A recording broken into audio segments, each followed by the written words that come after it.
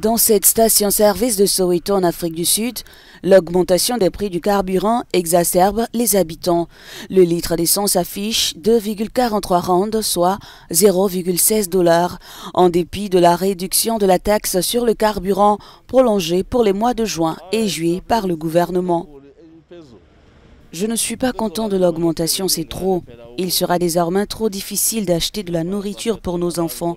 Nous finirons par vendre nos voitures pour éviter ces frais d'essence.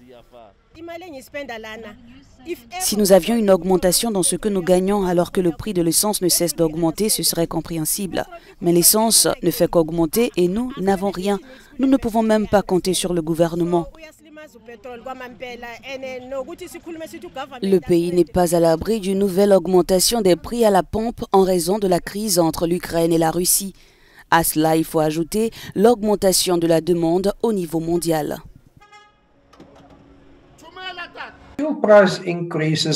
Les augmentations du prix du carburant que nous avons constatées en Afrique du Sud au cours des derniers mois peuvent être attribuées à la guerre entre la Russie et l'Ukraine qui a entraîné une très forte augmentation du prix international du pétrole. La dernière fois que j'ai vérifié, le prix du pétrole était de l'ordre de 120 $ le baril, ce qui a entraîné une hausse des prix du carburant importé en Afrique du Sud.